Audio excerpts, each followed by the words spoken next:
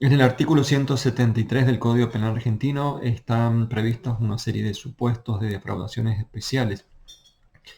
No son todos casos de estafa, aunque sí son la mayoría, estafas especiales, supuestos específicos de estafa. Pero hay, además de supuestos específicos de estafa, casos llamados de abusos de confianza y otros también llamados de abusos de situación. Vamos a explicar cada uno de los supuestos, sobre todo los abusos de situación, los abusos de confianza, aunque en este primer video llegaremos solo hasta el inciso 8. Bien, dice el 173, sin perjuicio de la disposición general del artículo precedente, se consideran casos especiales de defraudación y sufrirán la pena que él establece. Y a partir de ahí enumera una serie de 16 incisos, cada uno refiriéndose a un caso particular. En este artículo 173 tenemos abusos de confianza en el inciso 2, inciso 7, inciso 12, 13 y 14. Todos esos casos son supuestos de abusos de confianza. Tenemos abusos de situación en el inciso 5 e inciso 11. Todos los demás casos son supuestos especiales de estafa, o sea, incisos 1, 3, 4, 6, 8, 9, 10, 15 y 16. Ahora bien, uno podría preguntarse por qué existen estos supuestos específicos de fraude, o sea, de estafa especiales, si en definitiva ya está previsto el artículo 172. Incluso el 173 nos remite a la pena del 172 y nos aclara que de todas maneras, si no se dieran los requisitos del 173, todavía podría ser un caso de estafa genérica del 172. ¿Por qué entonces existen estos casos especiales de estafa? No hay una explicación, pareciera que más por una cuestión de tradición legislativa, como dice la doctrina penal argentina, se mantuvieron esta serie de casos, o tal vez para recalcar el legislador que ciertos supuestos deben ser considerados supuestos de estafa. De todas maneras, tengamos en cuenta que el, la estafa genérica del 172 exige esos requisitos que ya vimos: ardid o engaño, error, disposición patrimonial y perjuicio patrimonial. Esos 4 elementos van a estar presentes y tenemos que verificarlos en cada uno de estos supuestos del 173, al menos en lo que se refiere a las estafas específicas. Si se trata de abuso de confianza, tiene una estructura diferente la figura penal. Y si se trata de los abusos de situación, también tendremos una estructura distinta.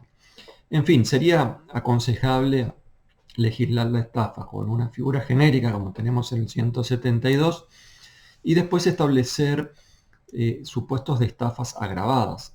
Y por otra parte, las defraudaciones llamadas de abusos de confianza en forma separada al 172, pero se considera que no tiene mucho sentido esto de legislar específicamente tantos supuestos de estafa. Recordemos, de todas maneras, como regla, si no encuadran uno de estos supuestos, podríamos estar en presencia de la estafa genérica del 172. Bien, el inciso primero dice: el que defraudare a otro en la sustancia, calidad o cantidad de las cosas que le entregue en virtud de contrato o de un título obligatorio. Este es un ejemplo muy claro de una estafa específica. De modo que tienen que darse los 4 elementos de la estafa: ardid, error, disposición y perjuicio patrimonial. La única diferencia es que en este caso el engaño a la víctima radica en la calidad o la cantidad de las cosas que le son entregadas por el autor. El típico ejemplo es el engaño en la calidad o el engaño en la cantidad. Se le entregan cosas que supuestamente son de tal calidad y no lo son. Se le entregan cosas en tanta cantidad y tampoco es esa cantidad, sino que es una cantidad menor. Pero tiene la misma estructura de la estafa genérica del artículo 172. Sí hay diferencias en el inciso segundo del 173. Este es un delito que tiene una estructura distinta. Acá hay un abuso de confianza. El delito se llama de retención indebida o también de omisión de restituir a su debido tiempo. No hay que confundirlo con la llamada apropiación indebida, que tiene vigencia en el Código Penal Español, por ejemplo, actualmente, y que tuvo vigencia también en el sistema argentino en algún momento con la ley 17.567, que hoy ya no está vigente. Pero vamos a hacer las aclaraciones pertinentes a medida que vayamos analizando esta figura. El 173, inciso segundo, dice: el que con perjuicio de otro se negare a restituir o no restituir a su debido tiempo, dinero, efectos o cualquier otra cosa mueble que se le haya dado en depósito, comisión, administración u otro título que produzca obligación de entregar o devolver. Bien, a diferencia de la estafa del artículo 172, recordemos que en la estafa el autor entraba en la tenencia de la cosa utilizando ese engaño, provocaba el error que llevaba a la disposición patrimonial. Es decir, el autor entra en la tenencia de la cosa ya de manera ilícita, ilegítima. En eso se asemeja la estafa al hurto. Pero la estafa se diferencia del abuso de confianza, como por ejemplo en este caso, el delito de retención indebida. Se diferencia en que en estos supuestos de abuso de confianza, el sujeto, el autor, entra en la tenencia de la cosa de modo legítimo, de modo lícito, por un contrato, por un acuerdo entre las partes, en el que se establecen las obligaciones de devolver en un periodo o en un tiempo determinado. Entonces, esa es la gran diferencia entre estafa y defraudaciones, como por ejemplo la retención indebida. Les decía que en nuestro sistema legal, a diferencia del Código Español, no tenemos prevista la conducta de apropiación. Solo nuestro 173, inciso segundo, hace referencia al no restituir a su debido tiempo o al negarse a restituir. Las dos modalidades, las dos únicas modalidades establecidas actualmente en nuestra ley.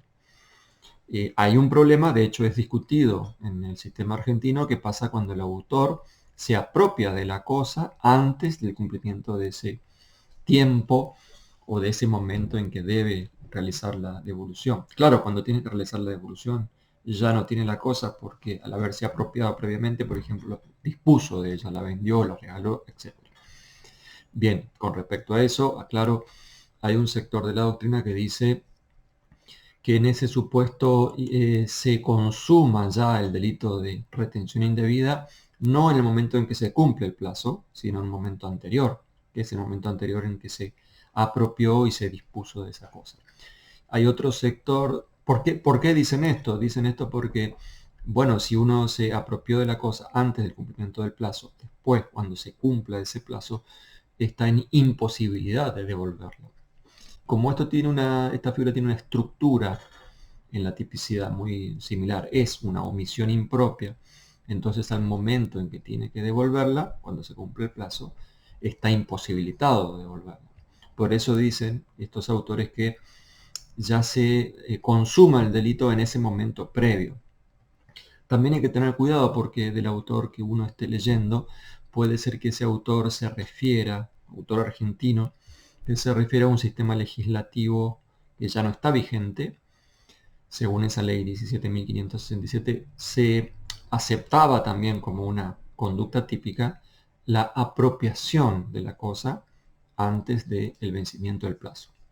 Pero entonces ahora no está vigente ese texto, o sea que la apropiación previa al vencimiento del plazo no es una conducta típica prevista. Por eso otro sector de la doctrina, yo creo que con razón, dicen no se puede considerar que el delito se consuma cuando el autor antes del plazo se apropia de esa cosa, porque sería una afectación al principio de legalidad. Claro que como tiene una forma de omisión impropia, eso también podría ser considerado como un supuesto en el cual el autor se coloca en la imposibilidad de actuar posteriormente, lo que técnicamente en la dogmática penal se llama un caso de omisión por comisión, no comisión por omisión, sino omisión por comisión. El sujeto omite, pero omite por una conducta previa, activa de su parte. Esa conducta previa, activa sería el acto de apropiación o de disposición de la cosa, que lo coloca después en la imposibilidad de actuar. Pero digamos que con el texto actual no hay otra solución para el principio de legalidad que decir el delito se consuma cuando no se devuelve la cosa, cumplido el término, cumplido el plazo, o cuando se niega el autor a restituir o no la restituye en su debido tiempo. Bien, ¿cómo se distingue este delito de la apropiación indebida de la figura de hurto? Parece fácil. En el hurto el autor entra en posesión de la cosa, se apodera ilegítimamente de la cosa ya de una manera ilegítima. En cambio, en este caso, como dijimos, es necesario que el autor entre en la tenencia de la cosa de modo legítimo y después se niegue a restituirla, ahora sí, de modo ilegítimo. Esa es la diferencia. Entonces parece fácil. Pero bueno, hay casos, sin embargo, en los que no es tan fácil la distinción. Por ejemplo, imaginemos que alguien le deja en un aeropuerto el equipaje a una persona pidiéndole que se la cuide porque uno tiene que ir al baño, hacer un trámite, y regresa inmediatamente. Cuando regresa, esta otra persona se niega a restituirle la cosa y se queda con ella, no se la devuelve. Eso sería una apropiación indebida, o sería un delito de hurto, ¿no? Retención indebida, mejor dicho, o delito de hurto. Ese es un ejemplo. Otro ejemplo, el empleado que utiliza algún elemento, alguna cosa que le ha sido dado por su patrón para cumplir con su trabajo. Esa cosa puede ser un vehículo para trasladarse, pueden ser los elementos o herramientas que necesariamente tiene que utilizar el sujeto en cumplimiento de su trabajo. Imaginemos que el autor se apropia del auto que le dieron, es un chofer.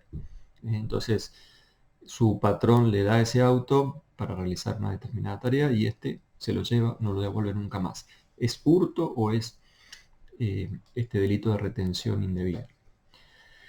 Un caso más complejo, un tercer ejemplo, podría ser el del cajero de un banco, a quien se le da, una vez que inicia el día laboral, una determinada suma de dinero de la caja para que maneje, y cuando se le exige la devolución terminado el día, se niega a restituir ese dinero.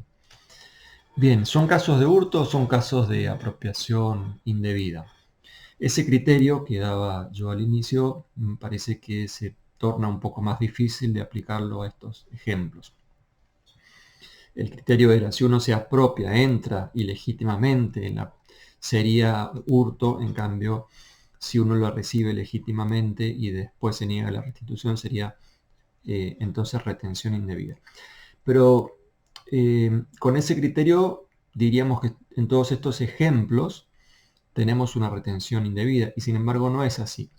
No es así porque no siempre que uno entrega la cosa momentáneamente a otro, está delegando la tenencia de la cosa. Y lo que hace en realidad es entregar la cosa, instituyendo a esa otra persona como un servidor de la tenencia o como un representante de la tenencia, pero en realidad no es que se desplaza la tenencia de esa cosa. Entonces, en los dos primeros ejemplos que di, en el caso del aeropuerto con el bolso, uno no entrega la tenencia de la cosa al otro. Lo que hace es simplemente encargarle esa tenencia en su representación. De modo que si se lleva el bolso, lo que hace, o el otro se niega a devolver el bolso, comete un hurto, no una retención indebida. Lo mismo pasa con el vehículo. Comete un hurto el empleado, el chofer, que no lo devuelve. Es más difícil, o puede ser más difícil, el caso del cajero. Ahí sí parece que la entrega de la cosa se ha dado como una verdadera tenencia, ¿no? Entonces, toda vez que mediante un título que le obliga a otro a devolver o entregar, estamos en presencia de la retención indebida. Si solo es representante de la tenencia de la cosa, entonces seguramente será un supuesto de hurto y no de retención indebida. La importancia es muy grande en nuestro sistema porque las escalas penales son diferentes. El hurto llega hasta 2 años en el artículo 162 y este delito tiene una pena de hasta 6 años, ¿no? Bien, esta figura, como se darán cuenta, tiene una estructura de omisión impropia. La omisión es propia escrita, por lo cual no se puede cuestionar su constitucionalidad. Y se dan todos los requisitos característicos de una omisión impropia. Situación típica, que es la obligación de devolver. La posición de garantía, que está determinada en este caso por el contrato entre las partes. Y el resultado típico, que siempre es la afectación al patrimonio. Si no hay afectación al patrimonio, no puede haber un delito de defraudación en ninguna forma. Ahora bien, ¿qué significa esa afectación al patrimonio o el prejuicio patrimonial para que exista este delito del 173, inciso segundo? Aclaremos que no hace falta que se prive definitivamente de la propiedad de la cosa, basta con que esa privación de la cosa haya sido temporaria. Por eso el texto dice: se negare a restituir o no restituyere a su debido tiempo. Entonces, en caso de que se la devuelva fuera de término, fuera del plazo establecido, en ese supuesto también se produce un perjuicio patrimonial. Y en ese caso el perjuicio patrimonial consiste en que el sujeto no va a poder disponer de la cosa en el tiempo en que debía disponer de esa cosa. Luego el 173, en su inciso tercero, establece el supuesto llamado de suscripción engañosa de documentos. Dice: el que defraudare haciendo suscribir con engaño algún documento. Este es otro caso especial de estafa, y en este supuesto se debe engañar a la víctima para hacerle firmar algún documento que tenga aptitud para defraudar, ¿no?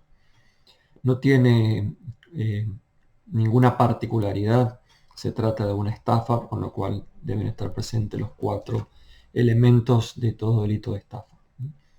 Siempre tiene que tratarse de un documento que implique un daño patrimonial o que tenga la posibilidad de causar un daño patrimonial.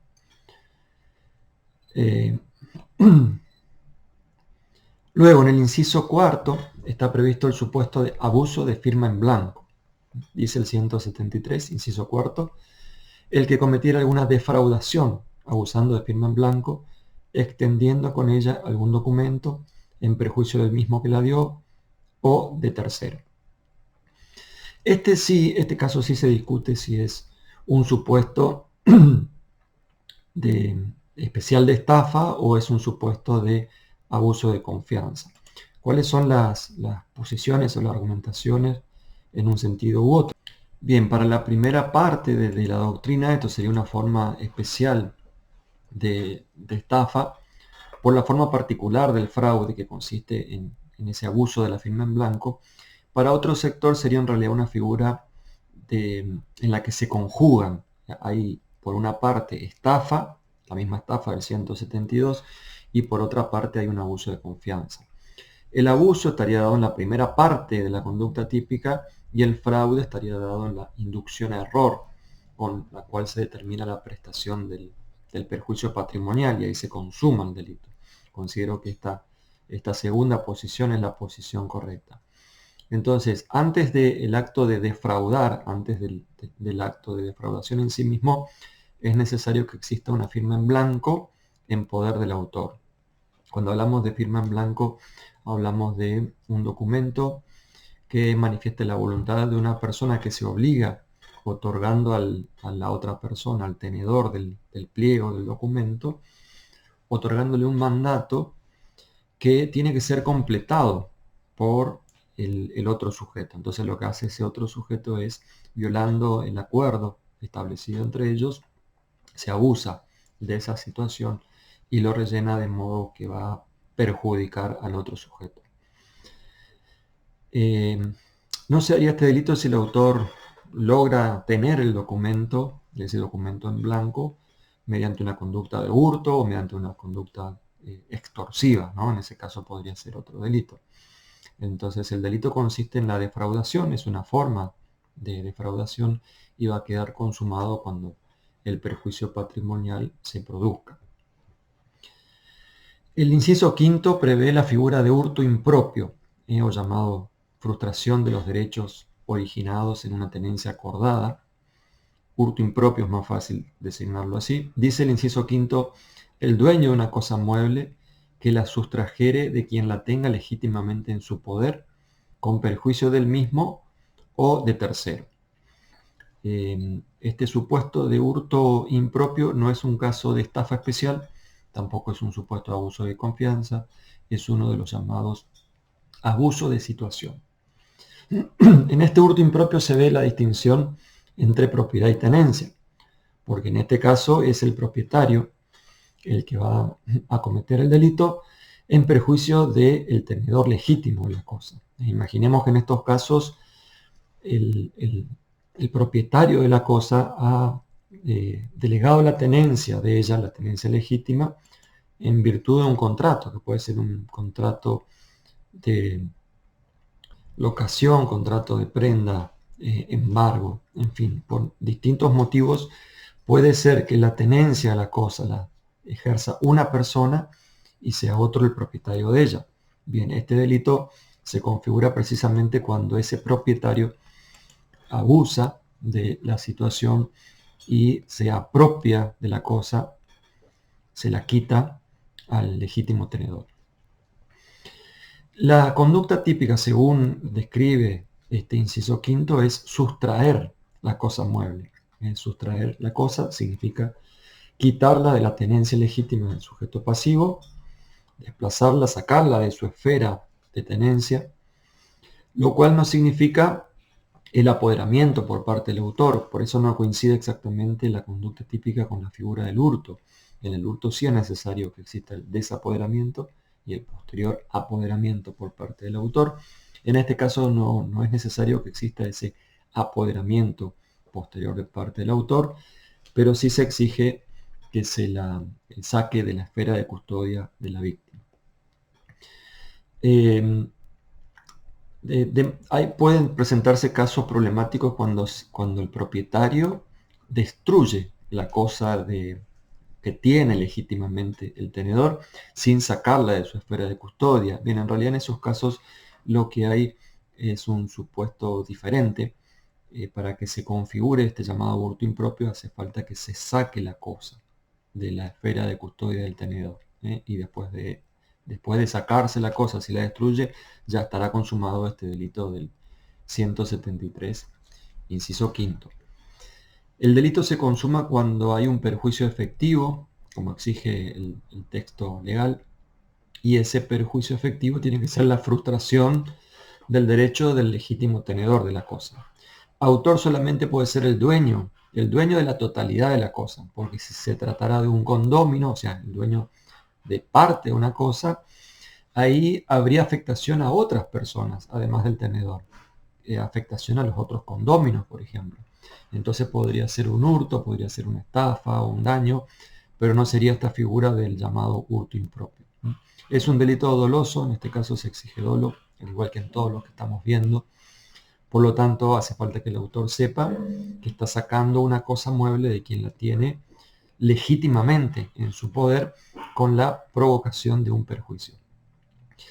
Los errores sobre la legitimidad de la sustracción de la cosa, cuando el autor cree que tiene derecho a sacarle la cosa porque él es propietario y cree que está autorizado a sacarle cuando quiere la cosa al legítimo tenedor, ese sería no un error de tipo, sino un error de prohibición.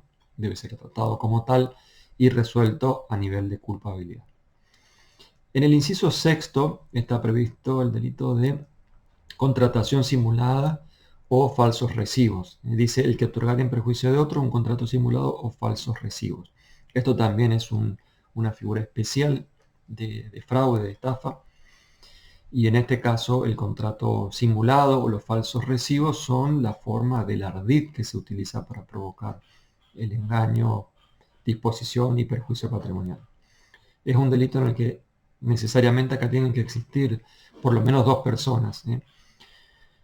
Bien, sea por contrato o por recibo, el perjuicio en este caso consiste en el mismo otorgamiento o en la utilización posterior del crédito simulado. Ejemplo, el primer caso sería un recibo que libera de la deuda al deudor, Un ejemplo de la utilización posterior del contrato simulado sería el contrato por el cual se ha creado un crédito a favor de un tercero.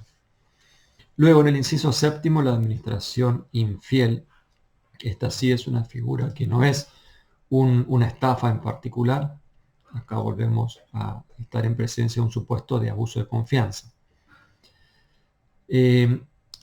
Bueno, el texto dice que por disposición de la ley, autoridad o acto jurídico tuviera a su cargo el manejo, administración o cuidado de bienes o intereses pecuniarios y ajenos, y con el fin de procurar para sí o un tercero un lucro indebido o para causar daño violando sus deberes, perjudicar los intereses confiados y obligar abusivamente al titular de esto. Esta es la conducta típica, la que está prevista al final del inciso séptimo. La conducta consiste entonces en perjudicar los intereses confiados y obligar abusivamente al titular de este, violando los deberes que se originan en el ejercicio del poder del sujeto activo. Para ello hace falta que el autor ejerza un poder sobre esos bienes o sobre los intereses de otro, sea por disposición de la ley, por ejemplo el caso de los representantes legales, por una autoridad, el caso de un tutor designado por un juez, por ejemplo, o por cualquier acto jurídico, por ejemplo los representantes de una sociedad. El sujeto activo solamente puede ser en este caso quien maneja, administra o custodia los bienes o intereses. Es necesario que estas acciones sean una violación de los deberes del sujeto en esas funciones que tiene legítimamente de manejo, administración o custodia. Y el delito se consuma cuando se produce el perjuicio de los intereses confiados o cuando se obliga abusivamente al titular del patrimonio. También es un delito doloso y en este caso tiene un elemento subjetivo especial en la parte que dice fin de procurar para sí o para un tercero un lucro indebido o para causar un daño. Ese es un elemento subjetivo especial distinto del dolo. El autor tiene que saber conocer todo esto y tener la finalidad específica de procurar para sí o tercero un lucro indebido o causar un daño. Finalmente, en el inciso 8 está prevista la defraudación por sustitución o supresión de documentos. También es un supuesto específico de estafa. Dice el inciso 8, el que cometiere defraudación sustituyendo, ocultando o mutilando algún proceso, expediente, documento u otro papel importante. En este caso, la conducta típica consiste en suprimir un proceso, expediente o documento. Proceso es una causa judicial, expediente sería un expediente administrativo, documento sería un escrito que prueba, en definitiva, alguna circunstancia, siempre y cuando se refiera o que tenga carácter patrimonial. Y la conducta típica, como dice el mismo texto, sería sustituir, suprimir o mutilar alguno de esos instrumentos. Como es una modalidad específica de estafa, se consuma con el perjuicio patrimonial, al igual que cualquier caso de estafa. Tengan en cuenta que en todos los supuestos de estafas específicas siempre los elementos son los mismos que vimos y en la misma relación que el artículo 172. La diferencia puede estar en los supuestos de abuso de confianza y en los abusos de situación.